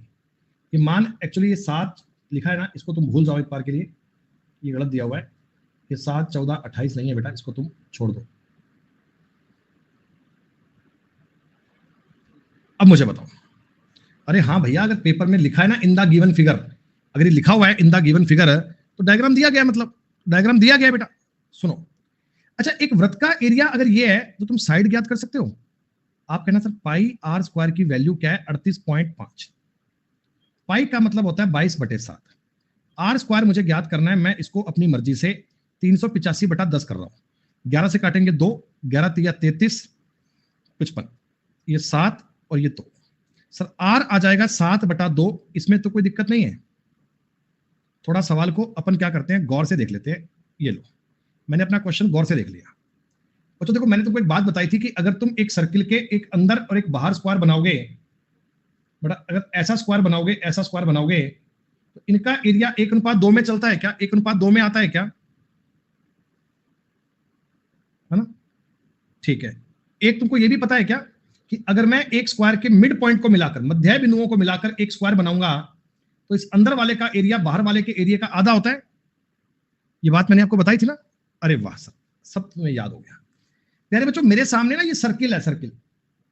इस सर्किल की रेडियस, इस सर्किल की रेडियस आपको पता लग गई 7/2 है। तो इसकी मतलब ये प्रॉपर इसका जो डायमीटर है, डायमीटर क्या ये 7 बनेगा? सर डायमीटर अगर 7 बन गया, इसका मतलब LMNO, इसकी भुजा भी 7 हो गई। LMNO की भुजा अगर 7 हो गई तो LMNO का एरिया आ गया 49। और अगर मैं गौर से देखूं तो ये कुछ और नहीं है, ये EFGH के मिड पॉइंट मिलाए गए हैं। EFGH के मिड पॉइंट मिलाए गए हैं। EFGH का एरिया 98 आ गया। और ये EFGH कुछ और नहीं है, ABCD के मिड पॉइंट मिलाए गए हैं, तो ये 196 आ गया। अरे वाह, हो गया सर। इतनी सी बात थी। तुमको ये पता होना चाहिए, स्क्वायर के मिड पॉइंट मिलाओगे तो अंदर वाला एरिया बाहर वाले का आधा होता है। बस इसी बात को लेकर चलता गया, मेरा सवाल बन गया, कुछ और करने की नीड नहीं है। आई बात समझ में? आई बात समझ में? जी हाँ। ये बच्चों आपके स्क्वायर का आखिरी सवाल है। हालांकि बच्चों ये क्वेश्चन गोले का आ गया, ये क्वेश्चन बेटा गोले का सवाल आ गया। ये गोला मैं आपको बाद में करवाऊंगा, ये अपना 3D का सवाल है। सिर्फ इसका एक फॉर्मूला क्या है मैं लिखवा देता हूं तुम्हें। देखो ये तुम्हारे सामने एक स्क्वायर है जिसकी भुजा आपके सामने 18 है। अगर मैं इसके अंदर बच्चों गोला फिट करूंगा, देखो गोला एक होती है 3D आकृति, और होती तो सर्किल जैसी है, होती तो बड़ा सर्किल जैसी है ना। ये मतलब इस प्रकार की आकृति होती है, इसके अंदर फिट कर दिया तो इसकी जो रेडियस होगी, रेडियस क्या तुम्हें 9 माननी पड़ेगी? रेडियस तुम्हें 9 माननी पड़ेगी। आपने कहा गोले का सर आयतन कितना होगा? गोले का आयतन होता है 4/3 पाई आर क्यूब। अगर आपको ये फॉर्मूला याद नहीं है तो आप बिल्कुल भी चिंता मत करें बेटा, जब हम आगे 3D पढ़ेंगे तो ये फॉर्मूले मैं आपको बड़े अच्छे से याद करवाऊंगा, आप चिंता मत करें। 3 से काटेंगे तो बनेगा 243 बार, कट गया। 24 चौका 96, 972 सर 972 पाई आ गया। ये आपके सवाल का उत्तर आ गया। और बेटा इसी के साथ मैं आपको कह सकता हूं आपका स्क्वायर का एरिया कंप्लीट हो गया जी। जो आपने वर्ग की बात समझी, वर्ग की बात करी बेटा, वो आपकी बातें हो चुकी हैं पूरी। स्क्वायर के सवाल करने में अब कोई दिक्कत नहीं है। 2 फेज बच्चों आपने पूरे कर लिए। एक फेज आपने पूरा कर लिया है ट्रायंगल का, और एक फेज आपने कर लिया है बच्चों स्क्वायर का। ये सवाल सारे खुद से तो करने करने, ये सारे सवाल खुद से तो करने हैं। ये सब चीजें बेटा आपको पूरी करनी है। लेकिन आज हम इसके आगे पढ़ते हैं बच्चों। अब अगली बात अपनी आती है रेक्टेंगल के बारे में। अभी क्लास ओवर नहीं हुई है, 7 बजे तक पढ़ेंगे दोस्तों। तुम क्या चिंता करो, जब मैं तुम्हें एक्स्ट्रा पढ़ा रहा हूं तो पढ़ो ना, दिक्कत क्या आ रही है। रेक्टेंगल यानी कि आयत। बच्चों कल की क्लास में मैंने आपको रेक्टेंगल के फॉर्मूले बताए थे। कल मैंने आपको रेक्टेंगल के कुछ आवश्यक कॉन्सेप्ट सिखाए थे। बताया था पेरीमीटर कैसे ज्ञात करते हैं बच्चों, एरिया कैसे ज्ञात करते हैं, डायगोनल कैसे ज्ञात करते हैं। फॉर एग्जांपल ये एक रेक्टेंगल है, ये L है, ये B है। जो पेरीमीटर होगा ये 2 गुणा L प्लस B होगा। बेटा देखो आपके ना नाम पे मत जाना, नाम पे मत जाना। एरिया जो होगा वो L गुणा B होगा। डायगोनल जो होगा वो रूट में L square plus B square होगा। ये तो बड़ी बेसिक वाली बातें हैं ना, ये बहुत बेसिक वाली बातें ना बेटा। हाँ तो आओ अब मैं आपको इसके सवाल बता रहा हूं। जो निहायती फर्जी क्वेश्चन है वो नहीं बताऊंगा, ये मानते हुए कि ये तुम्हें आना चाहिए। आयत की लंबाई चौड़ाई दी गई है, एरिया पूछा गया है, ये सवाल तुम्हें सेल्फ करना है। आयत की लंबाई चौड़ाई दी गई है, परिमाप पूछा है, 70 करना है, आपको सेल्फ करना है, पता नहीं कैसे करोगे। आयत की लंबाई दी गई है और परिमाप दिया गया है। बेटा परिमाप क्या रहा होगा? लंबाई और चौड़ाई का दुगना जोड़ के डबल रहा होगा 100। इसका मतलब ये तुरंत कर लेना कि लंबाई और चौड़ाई का जोड़ रहा होगा 50। सर लंबाई इसमें से 30 है तो चौड़ाई क्या रही होगी 20। कोई दिक्कत नहीं है। आयत की लंबाई 40 है, चौड़ाई 9 है, विकर्ण कितना आएगा 41 आएगा। क्या बच्चों 40 9 41 का तुम्हें ट्रिपलेट याद है? ट्रायंगल वाली क्लास में राइट एंगल में आपको लिखवाए थे 40 9 41 का ट्रिपलेट है, कैसे आ गया मुझे बताने की नीड नहीं है, आप समझ गए बेटा। लंबाई 35 है, डायगोनल 37 है, चौड़ाई कितनी बनेगी 12, क्योंकि 35 12 37 का भी एक ट्रिपलेट होता है बच्चे, ये बात भी आप जानते हैं, ये ट्रिपलेट भी आपने पढ़ रखा है, सिर्फ पाइथागोरस थ्योरम को अप्लाई कर रहा हूं और कुछ नहीं कर रहा बेटा। विकर्ण अगर 17 है, तुम्हें अगर ये बात दिख रही है भाई साहब ये 17 है, तो कहीं ना कहीं मन में एक बात दबी हुई सामने आ रही है, क्या ये 15 8 रहे होंगे सर, ये 15 और 8 रहे होंगे। देखो पेरीमीटर भी बन रहा है, 23 दूना 46 बन रहा है, तो एरिया कितना आएगा 15 8 120। ये पेपर का पूछा हुआ सवाल है बेटा, ये पेपर का पूछा हुआ सवाल है बेटा। एक बात बताओ, विकर्ण 15 है, लंबाई 12 है, मैंने सारे क्वेश्चन एक साथ कंपाइल कर दिए। फुर्सत में प्रीवियस ईयर की बुक लेकर बैठना, तुम्हें किताब से प्यार हो जाएगा कि वाह मेरे को सारे सवाल आते हैं। तुम्हें कोई सवाल किसी से पूछना नहीं पड़ेगा, तुम्हें हर क्वेश्चन को देखकर लगेगा कि मुझे तो सारे सवाल आते हैं बेटा। आयत का एरिया लिखा है, लंबाई लिखी है, चौड़ाई ज्ञात करनी है बेटा। अगर तुम्हें इस आयत की चौड़ाई ज्ञात करनी है तो क्या एरिया में लंबाई का भाग दे दूं, एरिया में लंबाई का भाग दे दूं? सर ये ऊपर वाली बात बन गई a plus b a minus b, बटा में आपको मिल रहा है a प्लस बी, कट जाएगा उत्तर आ जाएगा a माइनस बी बेटा। एक आयत देखो, इसको मैं आप तुम्हें एक बात कह सकता हूं, मेरी बात पे ध्यान देना, मैं तुम्हें ये एक बात समझा रहा हूं, बहुत ध्यान से समझना। ये एक मेरे सामने बच्चों आयत है, ये 1 है और ये 2 है, ठीक है। डायगोनल इसका √5 आएगा बच्चों, इसका पेरीमीटर 2 और 1 3 का 6 आएगा, एरिया इसका 2 मीटर स्क्वायर आएगा। मान लो मैं एक डायगोनल और लेता हूं, इसका दुगना, ये साइड बेटा मैंने उल्टा लिख दिया ना इसमें, ये वाली साइड 2 लिखो, ये 1 लिखो यार, ये साइड 4 लिखना, ये 2 लिखना। मैंने क्या करा है, पेरीमीटर दुगना कर दिया बेटा, पेरीमीटर 12 हो गया ना 12, तो एरिया कितना होगा, एरिया सर एरिया हो गया 8। मतलब मैं तुम्हें कहना चाह रहा हूं कि भैया अगर तुमने साइड को k टाइम्स किया है, पेरीमीटर भी k टाइम बदलेगा, लेकिन एरिया k स्क्वायर के टाइम में बदलेगा, ये बात हम जानते हैं। ये मैं आपको रेक्टेंगल से बताता आया हूं, आज पहली बार नहीं बता रहा हूं, रेक्टेंगल से ये बात चल रही है, इसमें कोई दिक्कत नहीं है। आप प्रूफ कर लो ना, पेरीमीटर आपका 2 गुना हुआ है, साइड आपकी 2 गुनी हुई है और एरिया आपका 4 गुना हुआ है बेटा। सुनो, एक आयत की चौड़ाई उसकी लंबाई की 4 गुनी है बेटा। मैं इसको 1 मानता हूं, इसको 4 मानता हूं, मान लो, कल्पना करो एक बार।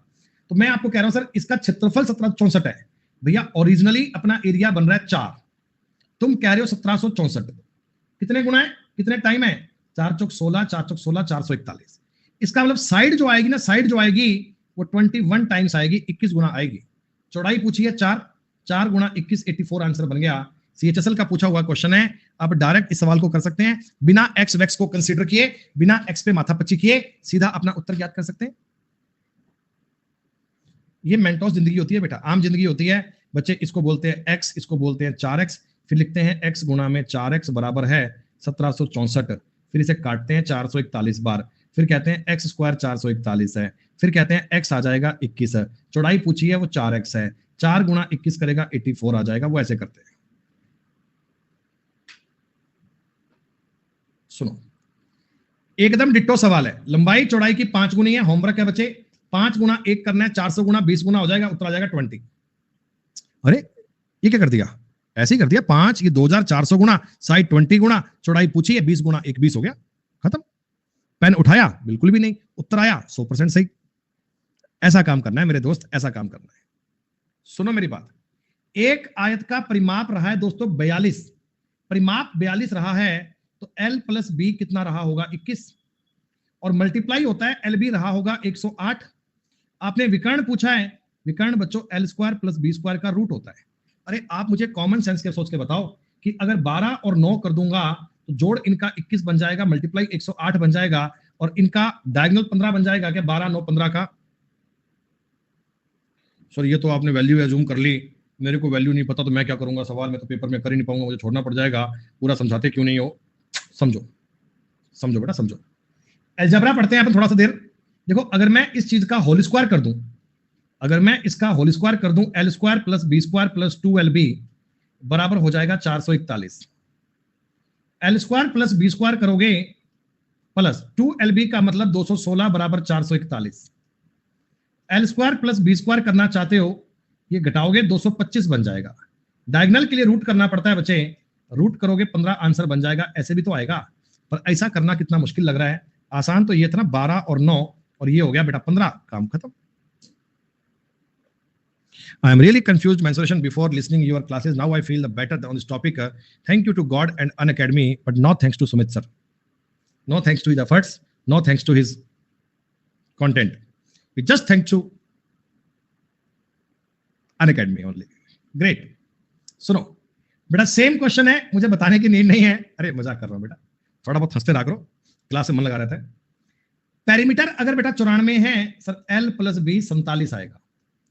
अगर मैं कहता हूं एरिया 420 है, अरे L और B का मल्टीप्लाई 420 है, तो क्या थोड़ी सी वैल्यू आपके दिमाग में आ रही है?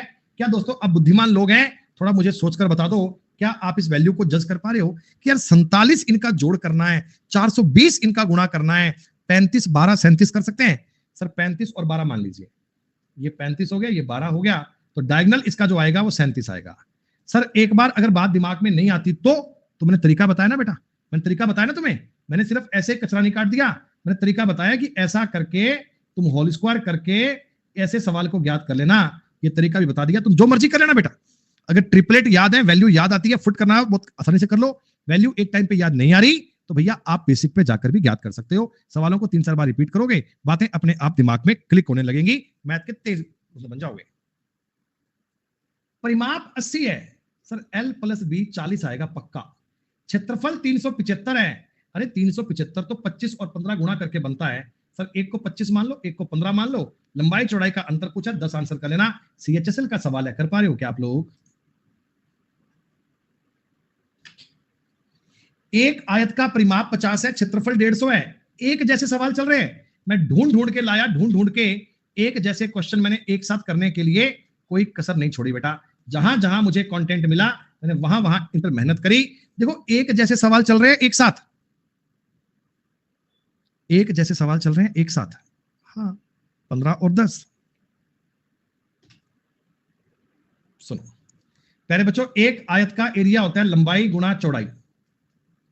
लंबाई तुमने कर दी 3 गुनी, चौड़ाई तुमने कर दी आधी, तो पुराने और नए का एरिया क्या बन जाएगा सर? LB से LB काट दो, 2:3 बन जाएगा। इसमें क्या हिचकिचाहट है? CGL का सवाल है भाई साहब, लेवल की चिंता मत करना, सारे एग्जाम की बात हो जाएगी बेटा। ये देखो परसेंटेज वाले सवाल तुमने करे थे। एक मूल डब्बे की चौड़ाई 20 है, बॉक्स को बढ़ाया गया कि लंबाई 30% बढ़ गई। अरे 30% का मतलब 10 से 13 हो गई, चौड़ाई 20% कम हो गई, 5 से 4 हो गया, मतलब आपका जो बच्चे आयतन था ना वो 50 से 52 हो गया। सवाल कहता है मेरा आयतन 100 बढ़ गया। भैया अगर 100 बढ़ा है मेरे अकॉर्डिंग तो 2 बढ़ रहा है, सॉरी क्षेत्रफल माफ कीजिए, एरिया। नया एरिया क्या होगा? नया एरिया 52 होगा, तो 2600 आपके सवाल का उत्तर बन जाएगा।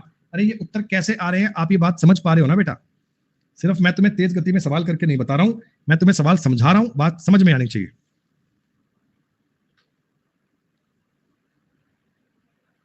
ये सवाल तुम्हें सेल्फ करना है बेटा, ये सवाल तुम्हें सेल्फ करना है। परिमाप अगर 34 है तो L प्लस बी का मतलब हो गया 12, एरिया बच्चे हो गया 60, वैल्यू आप कहना जी माफ कीजिए 17 बेटा, वो क्या ना 12 दिमाग में चल रहा था तो आ गया 12 5, डायगोनल रहा होगा 13।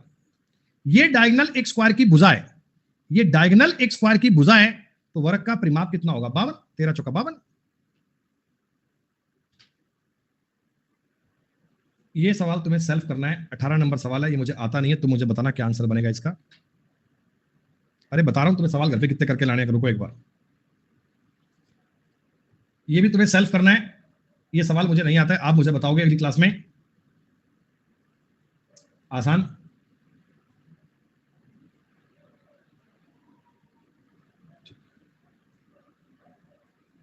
ये भी आसान है।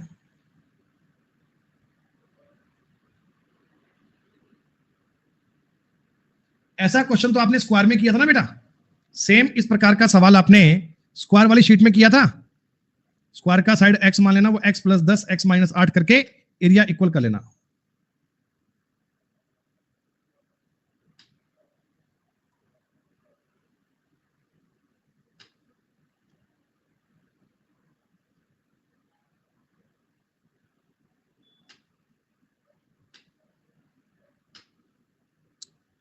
बस एक काम करो, आज तुम अपनी शीट में ना केवल 30 नंबर तक के सवाल करके लाओ, 30 नंबर तक के सवाल करके लाओ।